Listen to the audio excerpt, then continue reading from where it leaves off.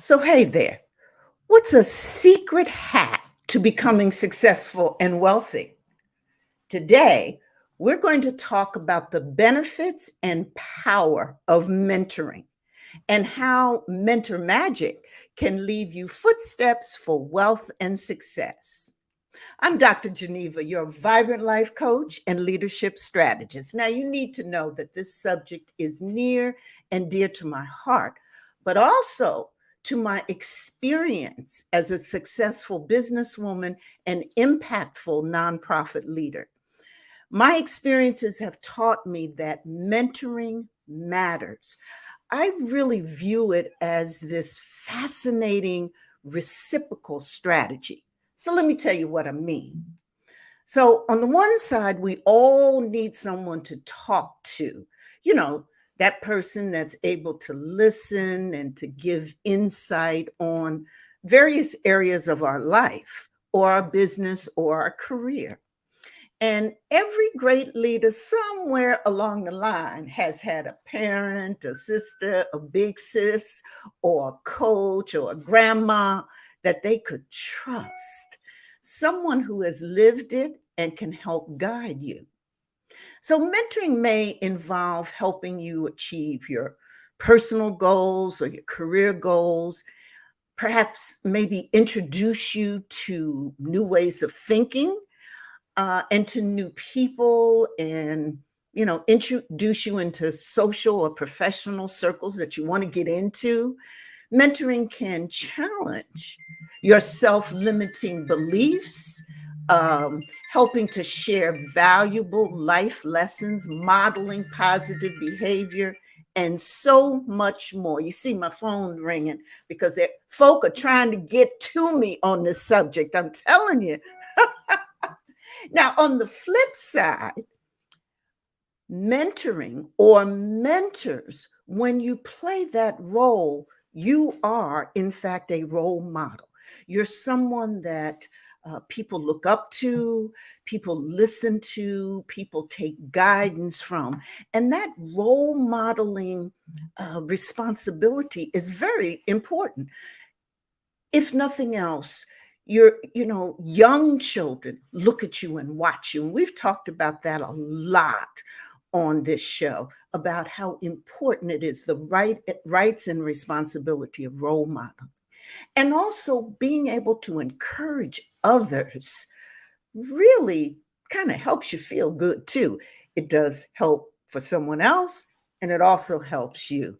So, this give get nature of mentoring is very powerful, and it's a strategy you should have in your arsenal as you grow yourself and your business or organization. And that's what we're going to talk about today. Now, if y'all thought I was going to have this conversation by myself, no, you wrong. I had to bring in somebody special who could help us dive deep and really get into this conversation. So you know who I got with me? Sit back and wait for this. You heard about it. I got Dr. Dennis Kimbro. Now, please, for very few individuals impact the day-to-day management of organizations and institutions as Dennis Kimbro. He's a tireless educator, best-selling author, and business school professor. Okay. He's universally characterized as an authority on leadership, wealth, and success. And as one of today's top business speakers, he's documented and shared his principles and insight on peak performance with thousands of followers around the world. And as a lecturer and researcher in the field of management, entrepreneurship, and human potential, hey, he encourages his readers to look within to extract the keys that underline all accomplishments. So we got to welcome him here as because if nothing else, this whole concept of looking within is one of those self-awareness tools that we talk about a lot, and how that leads to success. So, he's a credentialed academic brother. Now, you know that. So he got his BA from the University of Oklahoma and an MA and doctorate from Northwestern University, where he studied wealth and poverty among underdeveloped countries. And of course, he's not just a professor and has been recognized all over the world as one of the top professors.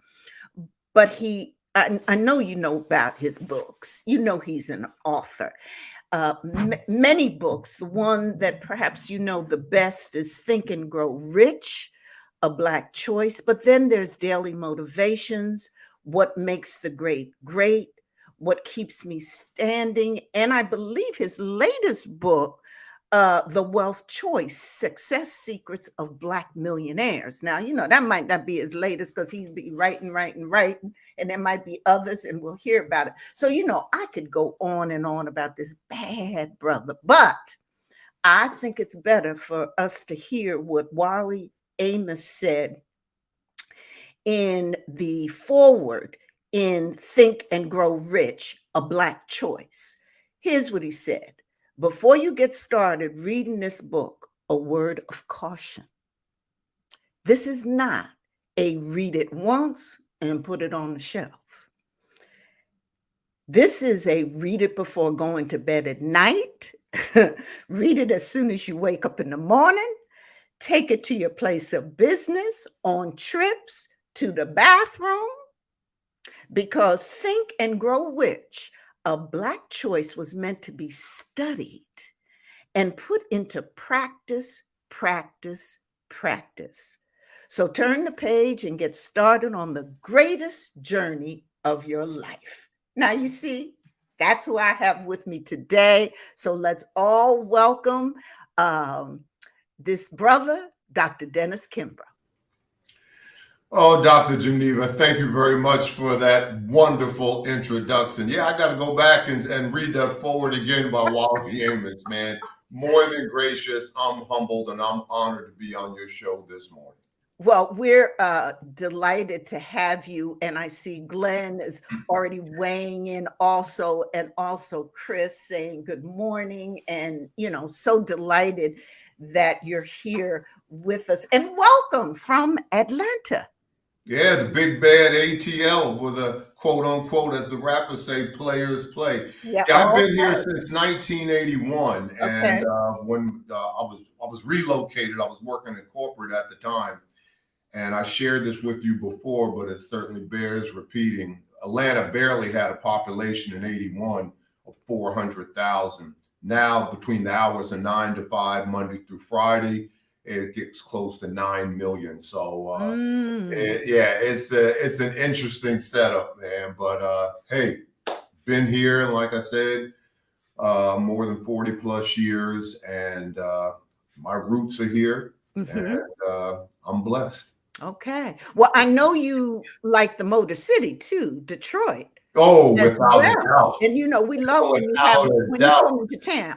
Yeah, I need to get back up in Detroit. As a matter of fact, the last time I was in Detroit was, oh my goodness, I was talking about the wealth choice, and it's been a while. But Detroit, hey, you've weathered the storm. Make sure you keep your wealth creators and the disruptors in Detroit, because those are the individuals with the dreams, the visions, and the ideas that just not Detroit, but will take any metropolitan area forward. Okay. Yeah, that's some good stuff there. And so we'll have to have you come in, and we'll continue. Maybe we'll do a part 2 of this conversation we're going to have today. So, I want to talk about mentoring and hear your views about mentoring others and this whole notion of leaving footsteps for wealth and success. And I thought maybe it might be good for us to start off with talking about what our concept of mentoring is. What is mentoring? I mean, to you? Well, the best way to answer that question is give you an anecdote. what do the wealthy think about? Well, they think about dreams. They think about visions. They think about productivity. They think about yield. They think about going somewhere in life. What are the non-wealthy or the poor? Oh, they think about struggle. They think about, oh, woe is me. They think about the phrase or the terms, I can't do this, I can't do that. The only way that you're going to change that is to change the mindset. But when you take the root cause of that, what thou seest, that thou beest. I'll never forget, Malcolm Gladwell was on a similar podcast, and the host said to him, said, Malcolm, in the few, and you know, Malcolm Gladwell, you talk about me and my books, I mean, his books are everywhere. We're talking mega million copies across the globe. And so the host says, Dr. Geneva, Malcolm, in the few moments that we have left, is there any trend out there on the horizon that has you concerned? And Gladwell took a pause and he stroked his face and he came back to the podcast and said, yes, there is a trend out there. He says, well, in the few moments left, share it with our viewing and listening audience. And Gladwell said, I am concerned about the hundreds of thousands of African-American school children. And then Dr. Geneva, he caught himself. He said, make that millions of African-American school children who live in neighborhoods in which they will never see a Black man in a suit and tie. That concerns me. That is the best definition of a role model. I tell my students all the time, all right, and I told Sister T, all right, so I have 3 different cohorts this semester at Clark Atlanta. I teach all the first-year freshman business students. Okay. Then I have another cohort with mostly graduating seniors. And then I have a third cohort of 13 doctoral candidates, all right? So I run the gamut this semester. What do I tell my freshmen who are impressionable? Half of them hide under the desk. They're scared to death that I might call on them. so I remember those days. Down my presentation sometimes. I tell them, look, you're already a role model. If you haven't done anything else in your life but to show up on class at 9:25 in the morning, you're a role model. Because when you look at the numbers of where we should be, as African-American scholars, academics, wealth creators, business owners, game changers, our numbers aren't nearly where they are. And who are going to be the individuals to grab the baton and run that next leg of the race? It's not so much of the vision that you see in the mirror as the vision and the perception that others see of you. So I'm going to speak to you not as how you appear now. No, 17, 18, 19-year-olds. I'm going to speak to you of how you will appear when you finish at 21, 22, and 23. And that's the heart and issue of role model. I mean, being a leader is not about inspiration. It's not about motivation. It's not about any of those. As a matter of fact, leadership is a journey. And it's a journey where you invite others to take a journey with you as they discover themselves. Yes. That's the anecdote and the heart of being a role model. Yeah, because that journey is so much about that journey is self-awareness. So discovering yourself so that you go along it, so you find out who you are and you can become who you are. And the idea that along that journey, there are folk who can help mold and shape you and reframe and give you confidence or help you achieve the confidence. That really makes a difference.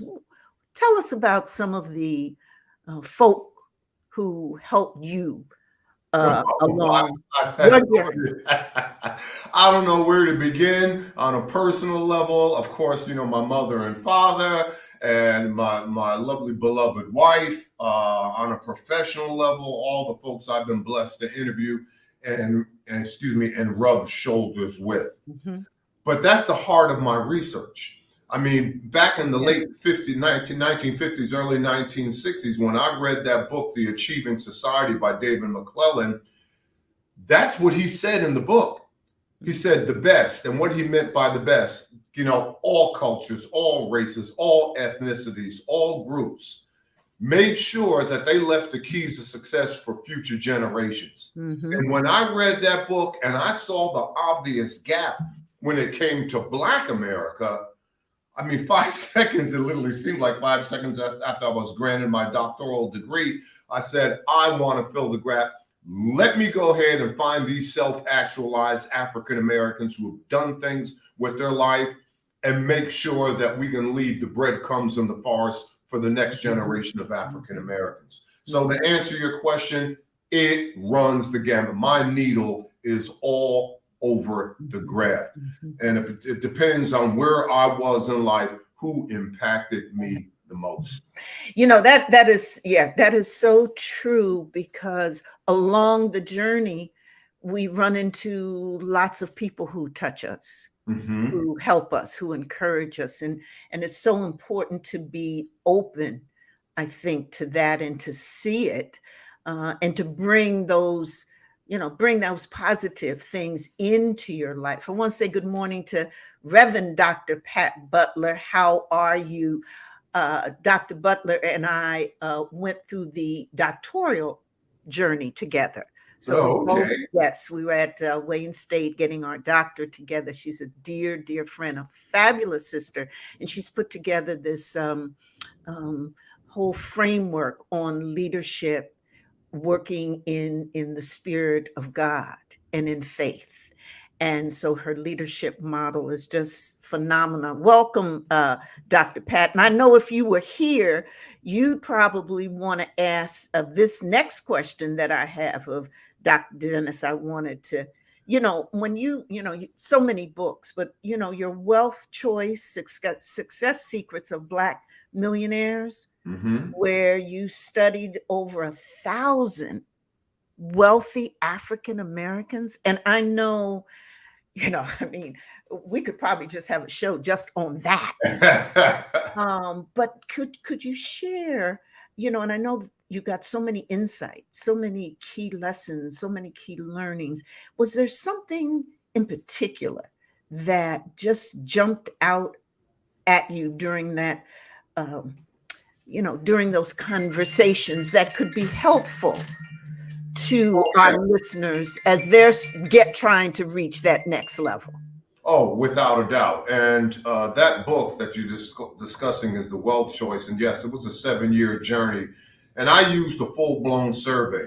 I guess of all the books that I've written, I'm not saying this is the most academic centered, but I used a full-blown survey in which I asked these 1,000, actually a little bit more than 1,000, Black millionaires, 118 questions. And that survey was divided into 4 particular segments. Number 1, the demographics. Number 2, their finances. Number 3, their spending habits. And number 4 was on success.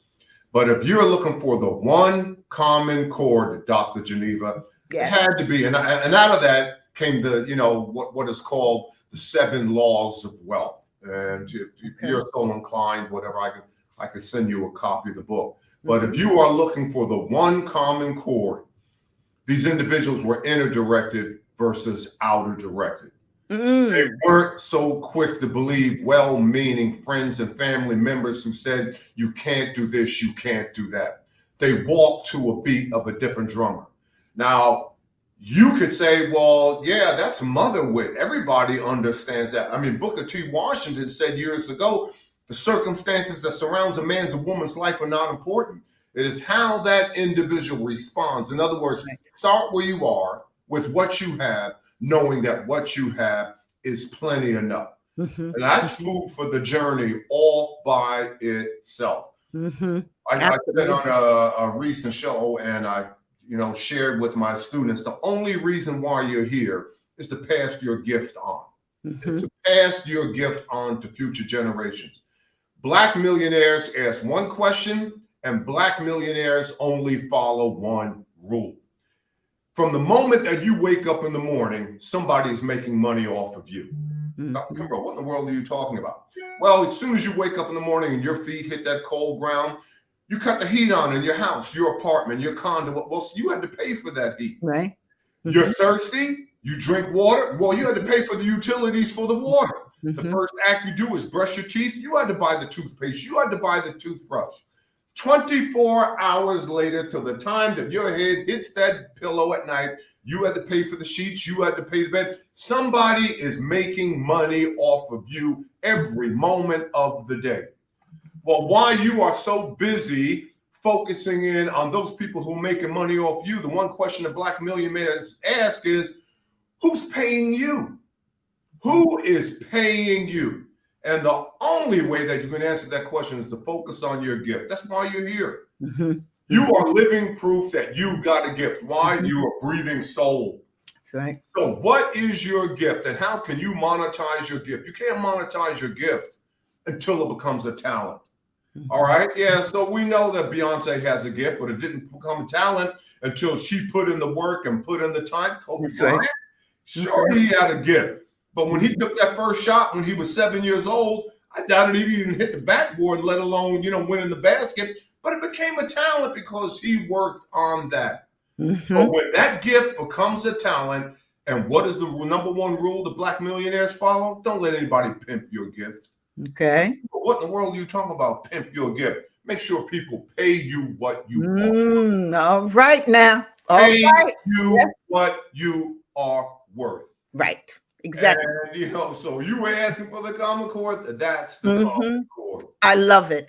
I love it. So, we all have gifts and we should believe that we have the responsibility to Mhm. develop our gifts, not Yep. just let them sit there, wallow, not do anything with them, Go back etc. go back to your Bible and read the story about the talents. Yes, that's right. And take that gift, develop that talent, and then get worth for it, paid for it, recognized for it, Mhm. transform that talent into value.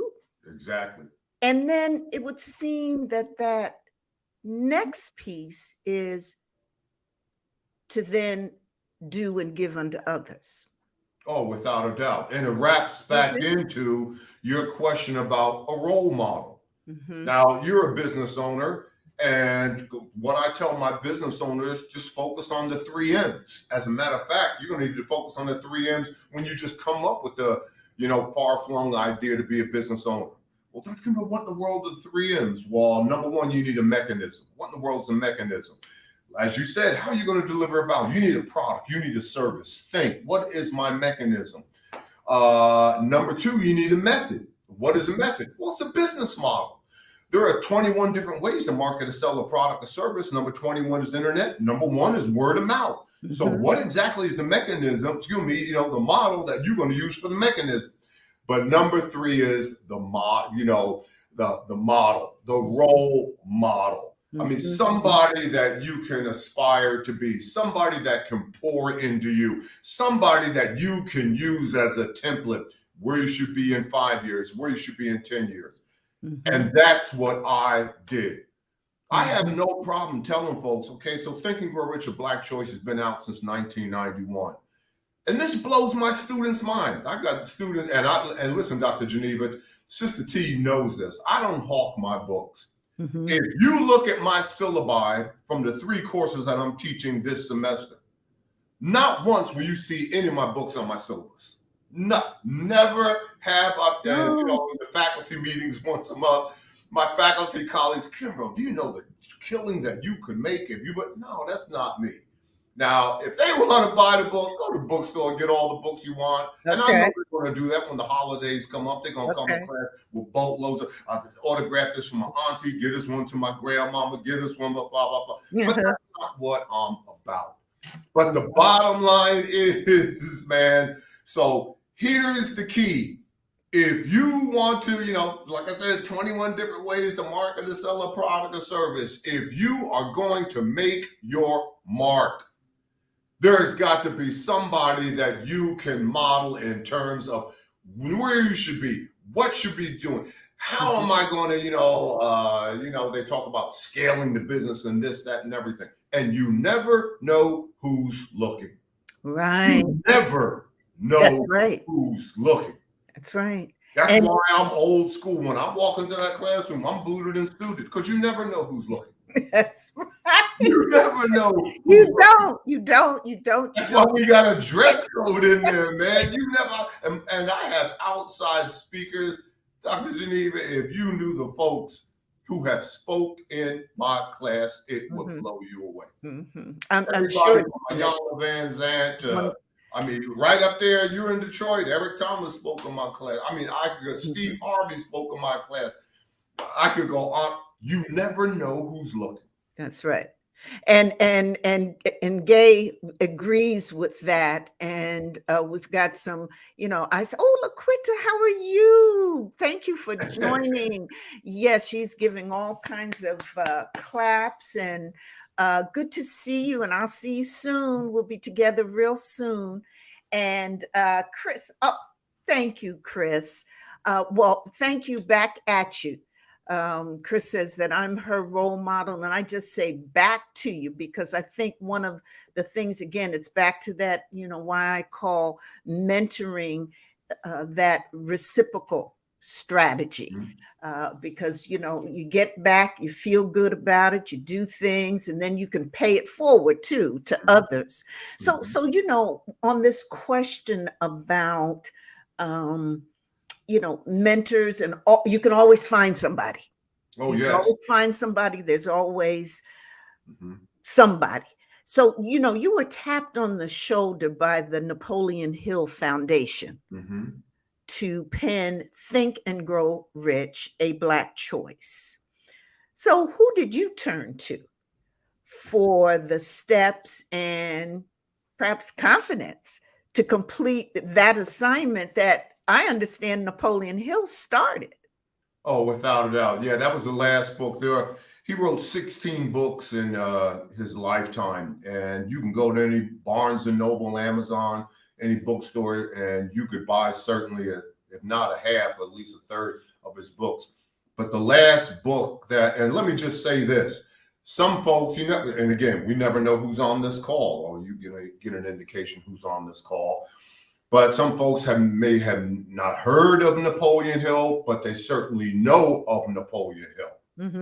All right. We talk about the law of attraction. Well, Hill introduced the law of attraction in 1920s, in his first book called The Law of Success. We talk about financial literacy now. Well, Hill was talking about financial literacy in 1937 when he introduced the original Think and Grow, when he discussed pay yourself first. So, yeah, you may have not have read Napoleon Hill, but you certainly know of Napoleon Hill. Okay. So in right before his death, the last book that he was working on, last manuscript, was a Black version of Think and Grow Rich. He got 100 pages into the manuscript, had 3 interviews, and those 100 pages sat on the desk of W. Clement Stone for 16 years until, he heard of me. And how in the world did he hear of me? Well, I was asked by Success Magazine to write 3 articles of a book that I was working on at the time, What Makes the Great Great. And one of the articles made it to the desk of W. Clement Stone. Okay. He got my phone number. How in the world he got my phone number? Because back then, man, there was no internet and whatever. And I he went to his Rolodex. She was in his Rolodex, Dr. Kimbro. Yep. He was in his Rolodex. It's so great. And so that's how he got to you. Yeah. And so he gave me a call, and he said to me, he said, young man, you're not the first person to go around the country interviewing successful African Americans. And Dr. Geneva, I looked around and I said, what? He said, no. He said Napoleon Hill was doing this at the time of his death. And he reached across his credenza, took those 100 pages, dropped it in my lap, and he said, I got a proposition for you. And I said, what is that? He said, we want you to finish, complete, and update this book. And my first inclination, I said, I can't, because I'm working on a book of my own. He said, if you have any sense, you'll push your book aside and finish this. But here's the keynote to harmony. Okay. This is what folks need to understand. I took a step back and I paused and I said, Mr. Stone, okay, I'll do it under one condition. He said, what is that? And I said, if you pay me. I mean, come on, if you give me some type of financial reward, inducement, compensation, whatever, And I leveled with them. I said, I'm dead broke. I said, as a matter of fact, my wife is in the rent-a-car, parked, right around the corner from your office. You asked me to come up to Chicago. The reason why it took me 2 weeks to get up here, I had to find the money, the resources to go ahead and, get the lodging, the hotel room, the flights, the rent-a-car and the like. I said, I'm dead broke. And he said, no, I'm not going to give you a dime. He said, Andrew Carnegie didn't give Napoleon Hill a dime. Yeah, he reimbursed him, for any expenses. And I'll do the same for you. But young man, if you really want to find the answers to the question why one person succeeds while another fails, while one individual is rich and wealthy while another is impoverished, it's in this laboratory that you must find it. Now, people may hear me. I might have been to your city. They might read my books. But what folks don't understand, Dr. Geneva, even to this day, the speaking engagements that I miss, because folks don't know anything about me and they just look at my title and think that I'm a boring academic. No. Well, that's just a speaking engagement that I'm just going to lose because you don't know. But there's one thing about me. No, there's a research, there's a method, there's a madness to this model. And all I'm trying to do is give folks evidence-based research when it comes to success, when it comes to human potential, when it comes to performance. That is a wonderful story. And you took advantage of that opportunity, went out, wrote the book, and look how successful. And it's not your only book, but certainly I think there's a whole group of folk that when they think about Think and Grow Rich, they think about you. I mean, I understand about Napoleon Hill and all that, and kudos and all that. Well, I'm blessed but the real deal, a black, it's a black choice, because I think what you did was you took some great concepts that someone like a Napoleon Hill put forth, great concepts. We've heard them, etc. But then you put them into the context, the authentic context for African Americans and people of color, but then you updated it, made it real, and then your practical knowledge. So, you get all of that in this, and you leveraged and you made it better.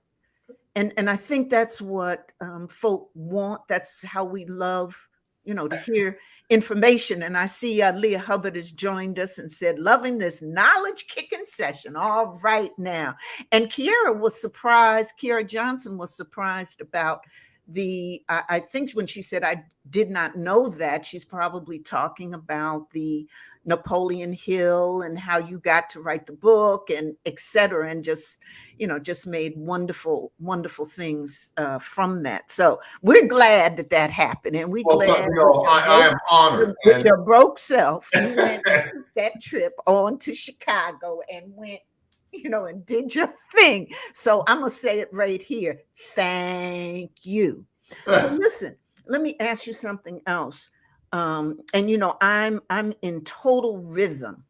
I'm just right with you with what you've said. You've been quoted as saying this. So I want to put this out there. You've said success is knowing that one other human being has breathed a little easier because you lived. Yeah. That's some heavy stuff. And I want to know, I want you to talk about that. And then I want to know who's that one person who made your breathing a little easier. That's one of the 4 questions of greatness. Why are you here? What are the 4 questions? Where have you been? What can you do? Why are you here? Where are you going? Well, why are you here? Based, exactly what you said. You're here to serve. Service is the price you pay for the space that you occupy. It goes back to, I couldn't write I couldn't take Napoleon Hill's manuscript until I went out and interviewed a wellspring of individuals. And I interviewed John Johnson of Ebony Magazine twice. And the first time I interviewed him, he said to me, young man, you don't need to go around the country interviewing me and other success-minded individuals. I said, yes, Mr. Johnson, I really need you guys got to give me the keys to the kingdom and blah, blah, blah. And he says, well, he says, success is like a relay race. And I said, what do you mean, Mr. Johnson? He said, a relay race isn't won or lost in how fast the runners are. A relay race is won or lost in how capable one runner passes baton from one to the next. Oh, and that's what I focused in on. Okay. And then from there, I went to Baltimore, Maryland, sat down with Henry Parks of Parks Sausage. He gave me another anecdote in terms of success. He said, I said, so Mr. Parks, come on, let's talk about leadership. Let's talk about wealth creation and blah, blah, blah. He said, young man, let me simplify it for you. In one hand, I have a dream. In the other hand, I have an obstacle. Which one grabs your attention? That's all you need to know. And it just went from that on and on and on and on and on. Mm-hmm. But the bottom line is, Dr. Geneva, you asked the question, who was there for me? Who poured into me? And again, I can give you the overarching, it was my mother, it was my wife, but it depended on where I was in my life. Mm-hmm. And probably the best metaphor that I could use is the Bible. Mm-hmm. The Bible is a very old book, but it's still ahead of our time. And you don't need to start with Genesis and go to Revelations and read it all. No, wherever you open up the Bible, there's food for you on that page. So what in the world does that have to do with Think and Grow Rich or Black Choice? When W. Clement Stone gave me that charge and gave me that task, all right, so me and my wife, we fly back home. We're in Atlanta. And I went up, down to my study and I continue to work on what makes the great great. Mm-hmm. 1 month goes by, 2 months go by. My wife comes downstairs and said, when are you going to work on that man's book? I said, Dad, I'm not feeling it, man. I don't like the vibe. I said, well, you better do something. They think you're down here working on that book and blah, blah, blah. I said, I get it. So Dr. Geneva, I wrote 90 pages, threw it in a FedEx envelope and sent it up to Chicago. Uh-huh. The Napoleon Hill Foundation opened the envelope, read those 90 pages, and they threw it in the trash. I said, no problem. I got no ego. Mm-hmm. This time, I wrote more than 120 pages, put it in an envelope, overnighted to Chicago. They opened it up, read the 120 pages, tossed that in the trash. Before I could write another page, I get a phone call from the executive director, who was like, my conduit to He said, Dennis, we received your writings. You're an excellent writer, but you got to do us a big favor. And I said, what is that? He said, take your doctorate, take your PhD, place it on a shelf. You won't need it for this assignment. I said, what do you mean? He said, we want you to write this book as if you're writing a letter to a friend. And that changed my entire writing style. They said, wherever that you opened up this book, we want food on that page, and regardless where you are in life, there is something for them to, to add value. So how did that change my writing style, Dr. Geneva? Before they told me that, I would have written Geneva Williams was a slave. That's what I would have written. Mm-hmm. After they told me that, this is what I would have written.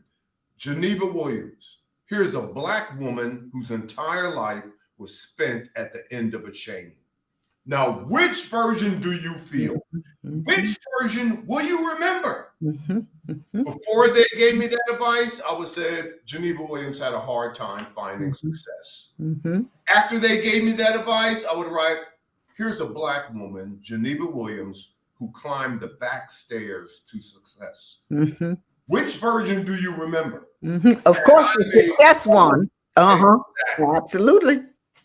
And that's what changed. And that's what for me, man, blah, blah, blah. And it's interesting that you should say that, Dennis, because in reading Think and Grow Rich, that's exactly from the first page.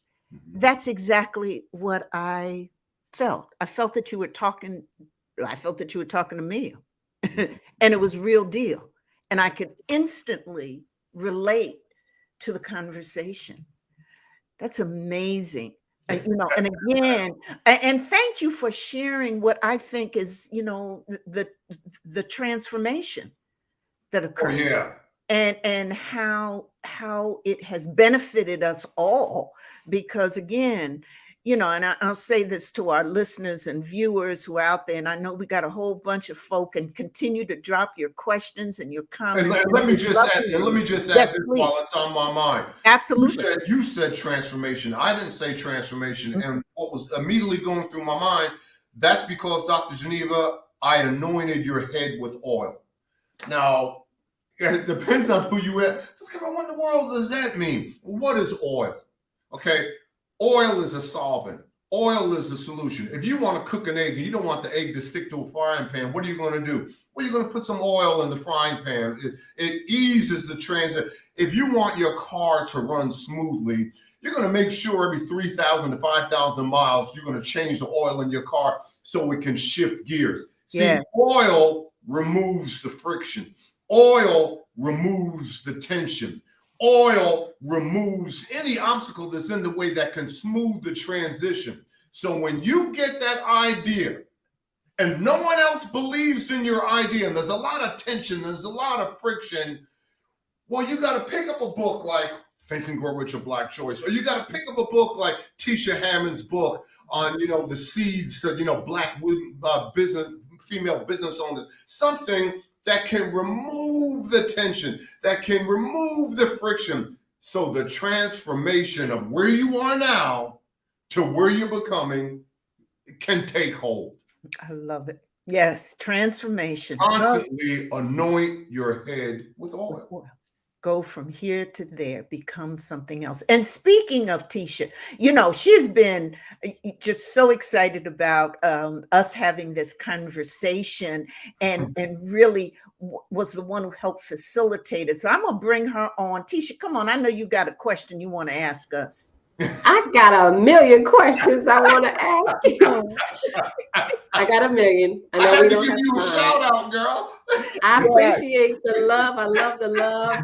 Tisha Hammond, small business cheerleader, businesswoman excellence, entrepreneur who's always there, got stuff going on, started, really out the door with so many products and services that she has. But also, if you need any notary services, that's the one thing that she's got out there now. She's added that to her portfolio, Dr. Dennis. So we're so delighted, because as entrepreneurs, and as well, just as people living in today, when you're doing business, there's so many things you need notarized. So we appreciate you. Tisha, what's your question?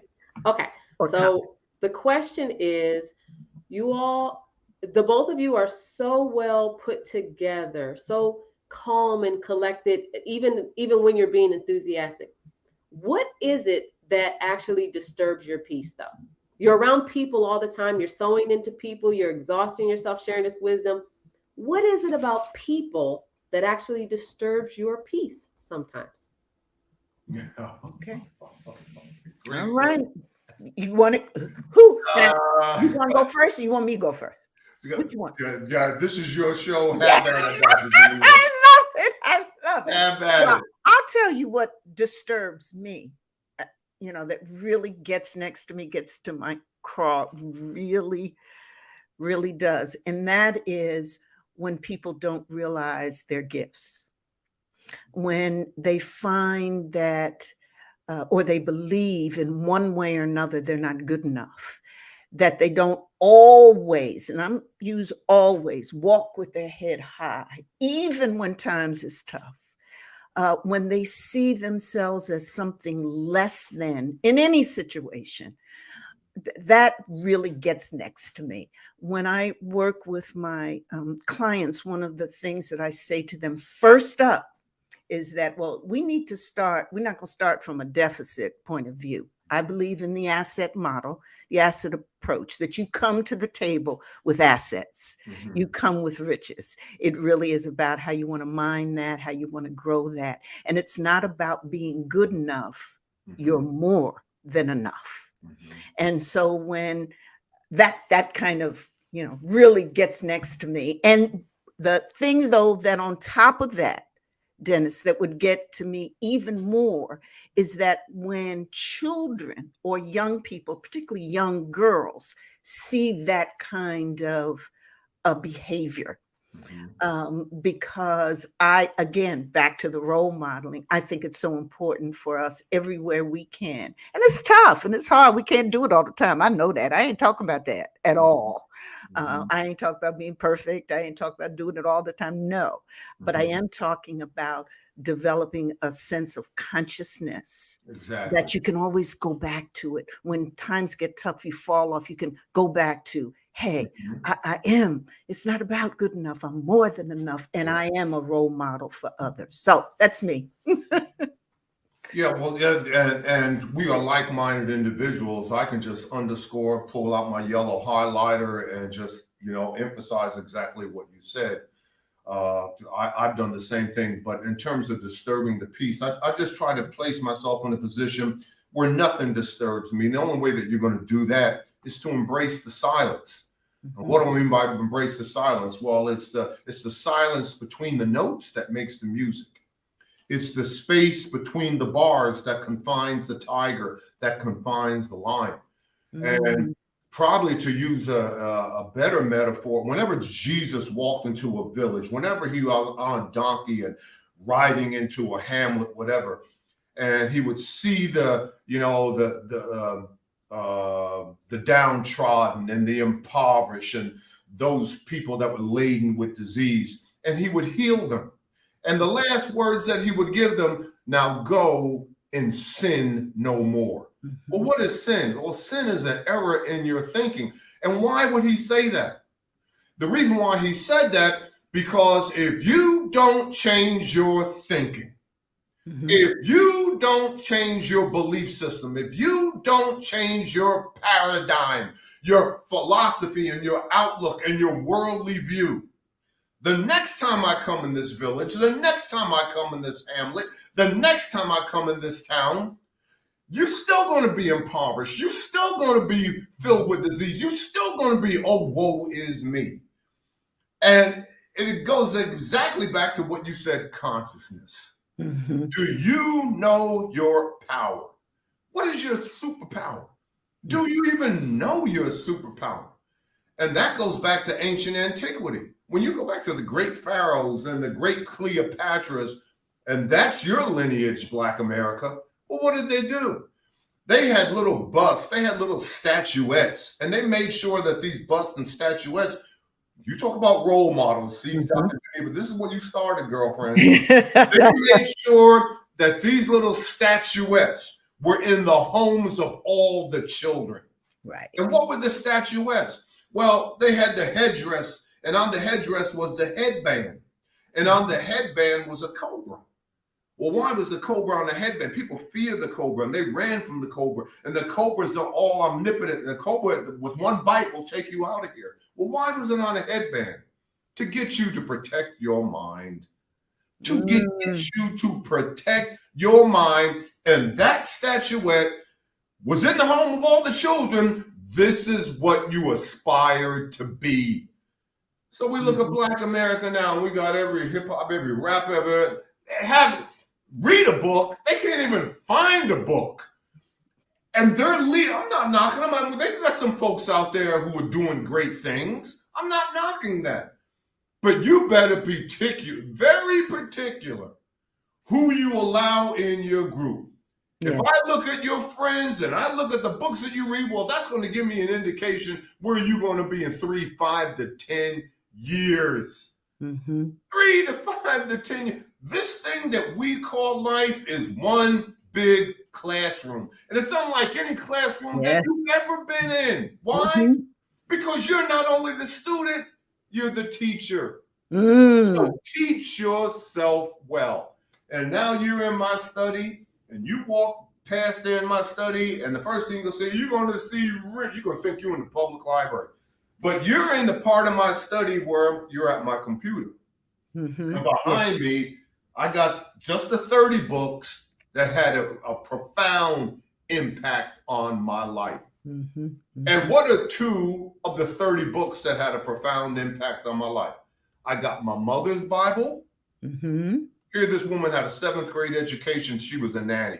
Dr. Geneva, with your fancy doctoral degree, how would you like to go through your life and be a nanny? Mm-hmm. Mm-hmm. But here's this woman with a 7th grade education, and here's one of her sons with a PhD from Northwestern. That woman, she corrected my English. Right. You see, Mm-hmm. that's true nobility. You can learn That's from right. anybody. Mm-hmm. And that's why I have her Bible. And right next to her Bible, well, that was my wife's Bible. Mm-hmm. Mm-hmm. My wife made her transition almost 2 years ago, and this coming March, Sorry. it'll be 2 years. Sorry. You can, man, that's where I know where I'm going, and I know why I'm here, and ain't nothing changed. If I ever want to find my wife and I ever want to find my mother, I know exactly where they are. All I got to do is look at my heart, and they're front and center. And I'm still learning and growing from them. Mm-hmm. When you talk about role models and you talk about learning and the like, that is probably one of the greatest metaphors that I could pass on. Mm-hmm.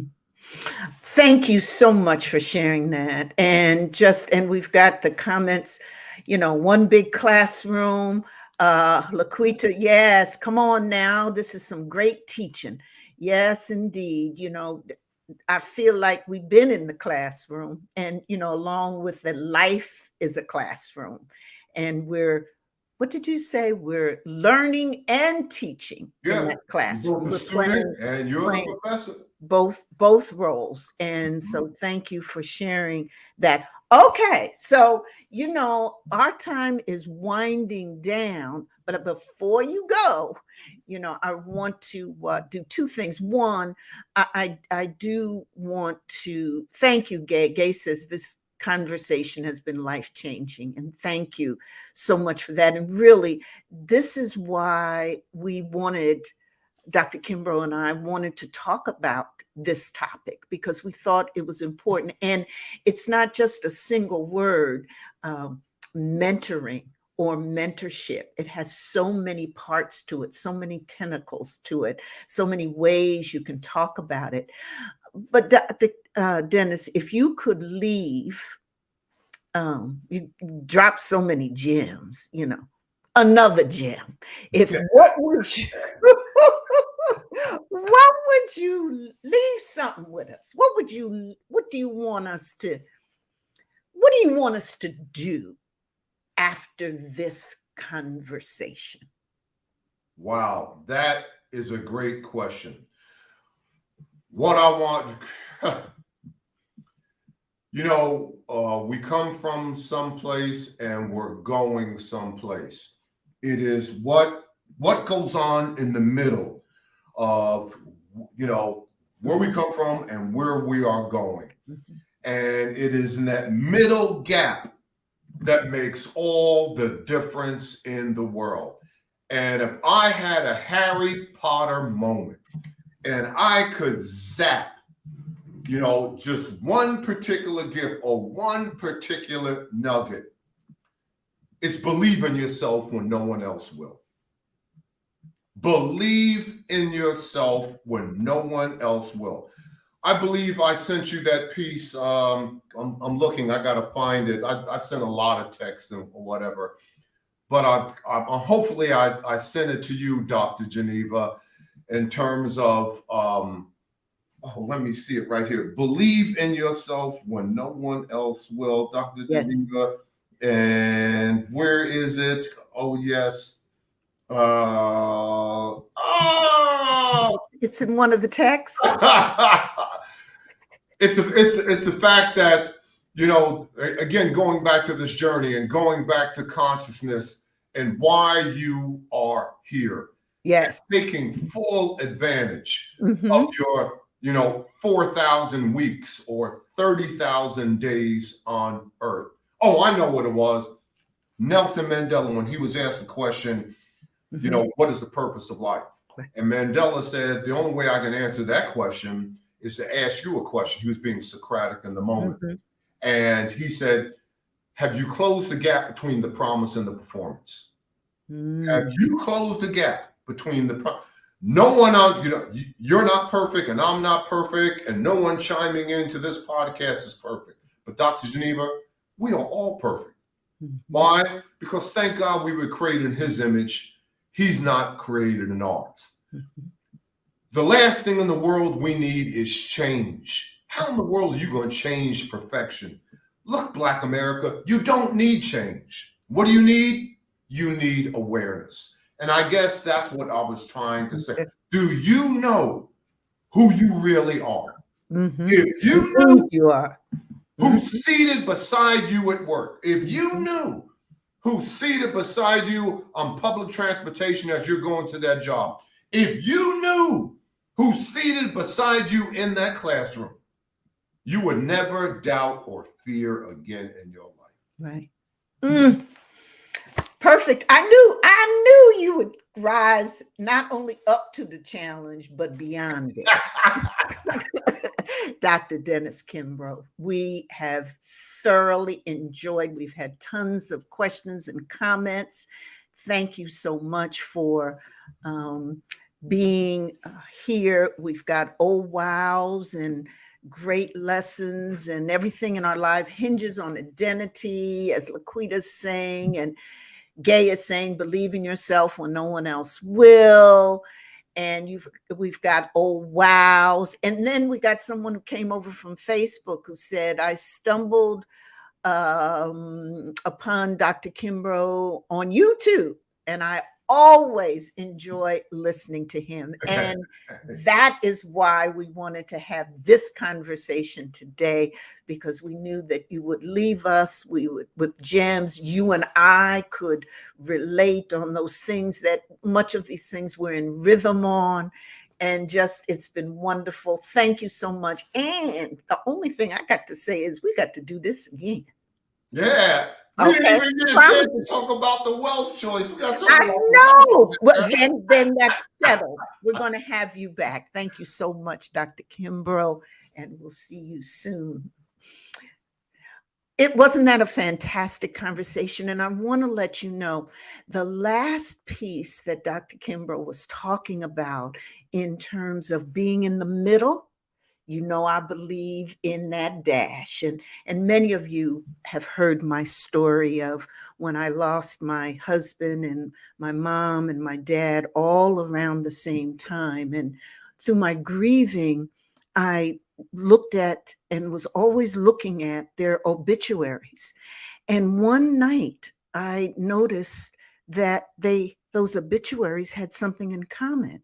And it was that horizontal stroke that was in between the day that they were born and the day that they died.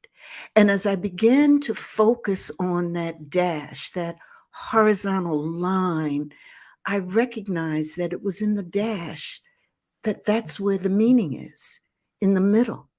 And it's up to each and every one of us to make that dash, to make the middle, to make the meaning mean something. I know for me, when I came to that realization, I got up off my knees and walked through my grief and recreated and reimagined myself. And that's why I'm here today, trying to do everything I can to share wisdom and knowledge so that you, along your leadership journey, along that path to becoming the best entrepreneur, executive, and leader ever, that you remember that it's all about you and your self-awareness and what it is that your gift that you can contribute, that you have. And that's why this conversation on mentoring is so important, because it isn't just about what you get from that wonderful richness from someone like a Dr. Kimbro, but what it is that you do with it and how you serve others. And in serving others, you serve yourself. I hope you've enjoyed today's conversation, and stay tuned for more. I want you to always remember that it's not about being good enough. You're more than enough. See you next time.